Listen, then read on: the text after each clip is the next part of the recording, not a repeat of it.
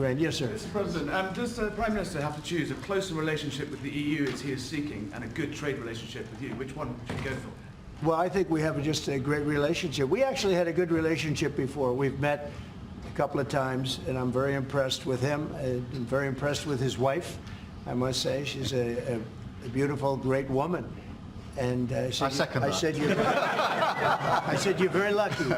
He's very lucky. And no, we've had a very good relationship. He's worried about Britain potentially undoing some of the benefits of Brexit by seeking a closer tie with the EU, who you said was set up to screw No, I don't worry about that. States. I thought, frankly, what they did was the right thing at the time, and I think that'll probably prove out over the centuries. You have a long time to go.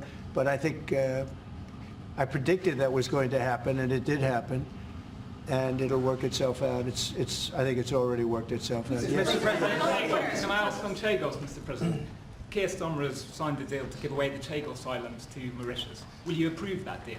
Well, we're going to have some discussions about that very soon, and I have a feeling it's going to work out very well. They're talking about a very long-term, powerful lease, a very strong lease, about 140 years, actually. That's a long time. And I think we'll be inclined to go along with your country. Yeah, I think it's a little bit early. We have to be given the details, but it doesn't sound bad. Yeah, please. Mr. President, you obviously can do business with our Prime Minister Keir Starmer. You said yesterday that the EU was constructed to screw the US when it comes to trade. What can our Prime Minister say to you to persuade you not to impose tariffs on the United Kingdom? Yeah, did I use the word that you said, that bad word? I think so. Well, I think that the EU, I've had problems with the EU because, and we're not talking about, we happen to have a great relationship with you, but we do have problems with the EU because they've tariffed us.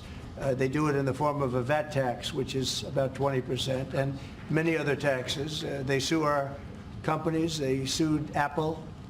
Got $16 or $17 billion, which was, I think, totally a ridiculous decision.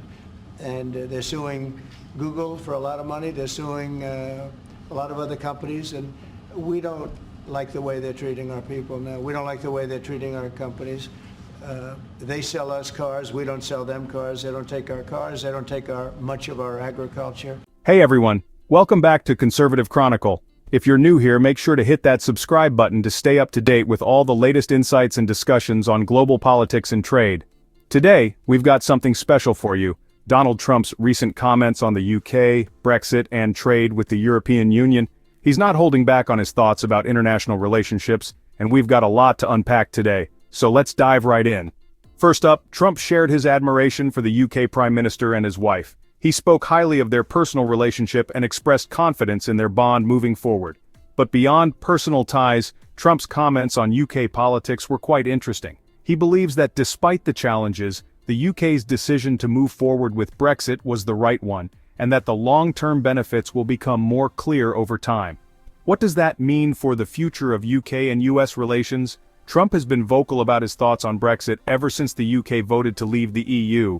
He reaffirmed his belief that the decision was correct and predicted that it would ultimately work out for the UK in the long run. However, when it comes to the EU itself, Trump doesn't mince words. He's no fan of the European Union, criticizing it for its trade practices and what he sees as an unfair economic relationship with the United States. He mentioned how the EU imposes tariffs on US goods, leading to a significant trade deficit between the two. And we have a deficit with them of about $350 billion.